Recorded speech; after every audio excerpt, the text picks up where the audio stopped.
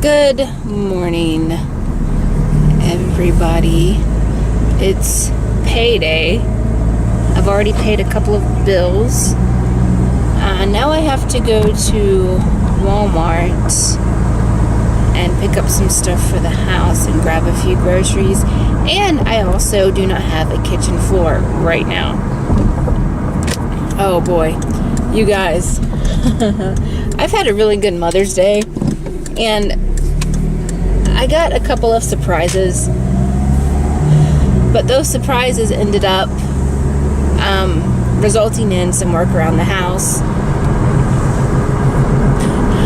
So needless to say, I don't have a kitchen floor, which needs replaced, which it's getting replaced. It's getting replaced.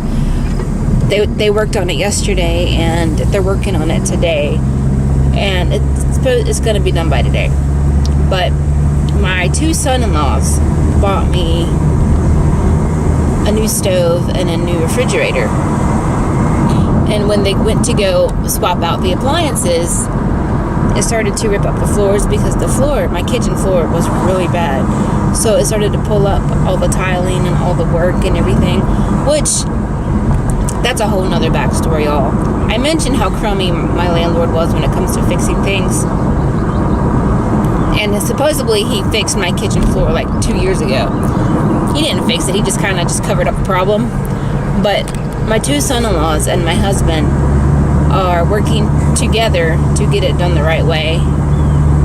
So needless to say, my house is a complete mess and I have no kitchen floor. But I'm glad it's a mess. I mean, I'm not complaining at all, don't get me wrong. It's just a mess, and there's sawdust everywhere, and there was black mold in my floor, guys. I wish I was joking. There was black mold in the middle of my kitchen floor, and they ripped everything out. Like it's gone. But I sent text messages to my landlord showing him pictures of what we found. I haven't heard anything back, and I don't expect to hear anything back. But the thing with where I'm living now, it's actually a really good neighborhood, but I can't leave the school district, and I can't afford anything else in the school district, but I can't leave this area because that would require me leaving Annie and Lucy's school and Annie and Lucy's teachers, and I can't do that. I can't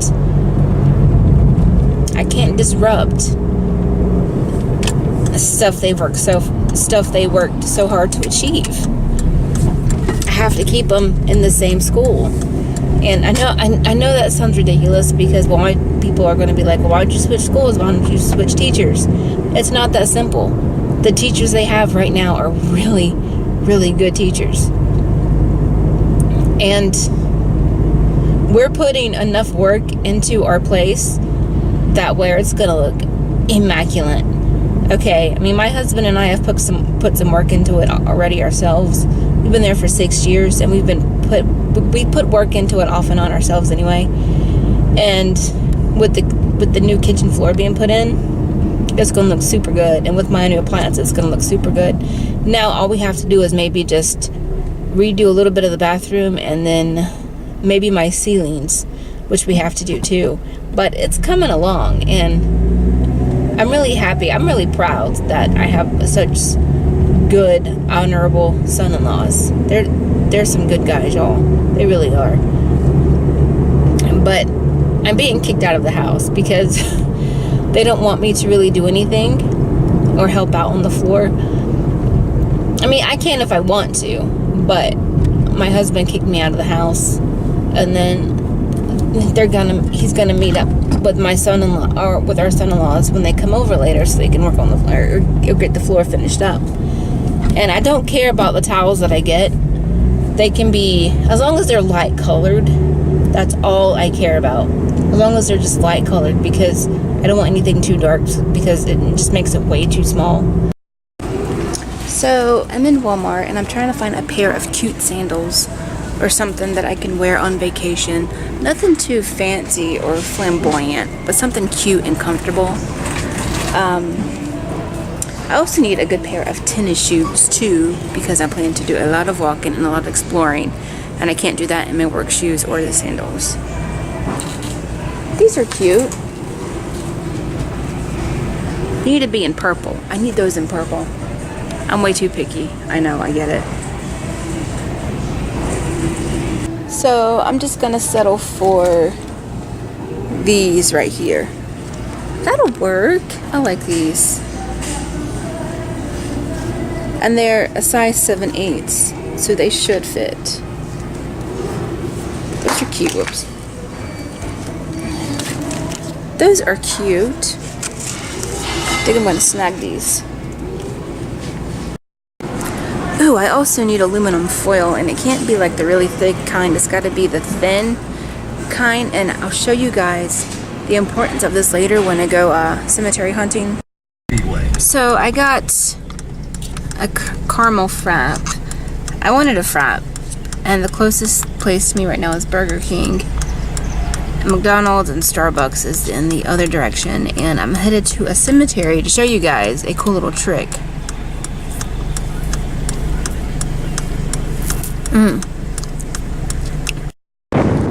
I'm actually using my tripod right at the moment.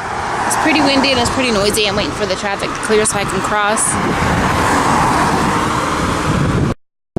Okay, I moved towards the back of the cemetery, away from the road, and I'm in the shade so it's not so hot. To give you guys an example of what I'm going to be doing, do you see how that tombstone or that headstone is slightly unreadable? There's hundreds and hundreds and hundreds of those, if not worse than those, that are out here. But I'm going to show you guys a really cool trick that I learned over the week that might help make them readable. Now I'm going to take this light duty aluminum foil, it's really thin, wrap it around the headstone. I've got it wrapped around and secured.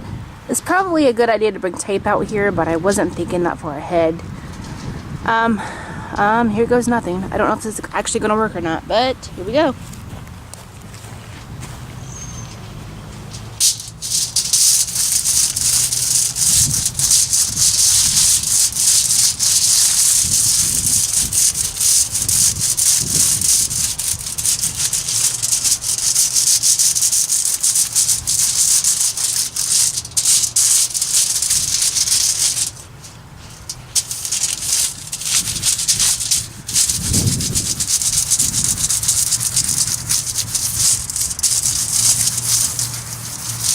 I am getting some dates here. Oh, holy cow.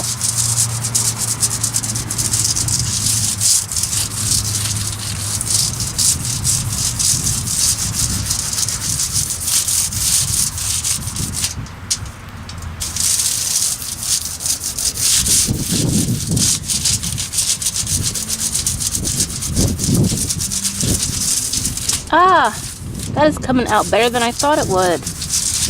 Wow.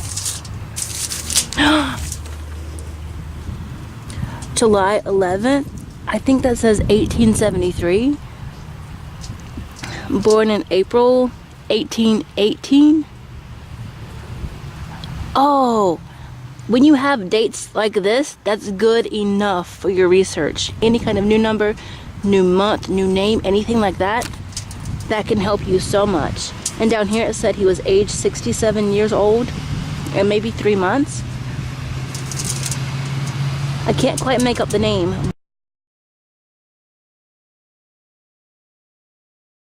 But I guarantee you I can look up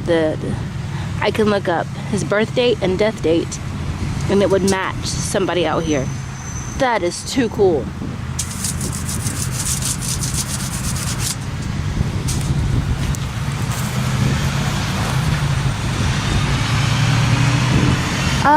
I can't believe how beautifully that came out.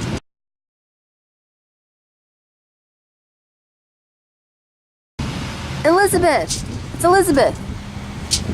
Elizabeth! Her name is Elizabeth! So, first name Elizabeth, last name maybe Herman, I'm not too sure. But it says was born April 13th, 18, I'm not seeing the last numbers, but died July 17th, 1873, I believe. even if I got one of those numbers wrong, I can look up any information I have on this stone and match it with whoever this family is. So her name was Elizabeth Hunsucker Herman, and those are the correct dates. The foil rubbing was actually not far off at all. The slightest new information, the slightest new date, the slightest change in name, anything like that can help you find what you're looking for. That is so cool. I can't believe it worked out that freaking well. Okay, let's try a real challenge. Barely anything on that headstone is legible. Bring out my trusty dusty foil and sponge and see what happens. I'm seeing something. 1790 something. Doesn't help with the wind blowing back and forth.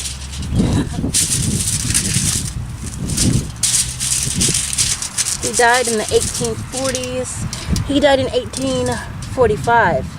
That is all I need to find somebody, is their death date. Oh, that is too cool. Way too cool.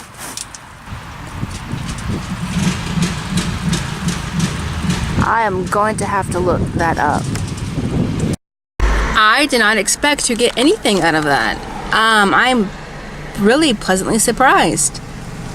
That's pretty freaking cool. I'm gonna have to go back to some of my previously visited locations and try them out on some of the headstones and markers that I couldn't read. That's just too cool. Way back in the day, they used to do grave rubbings. Take a pencil or a stick of lead or chalk or whatever and just go over the headstones to kind of make out what you can't see.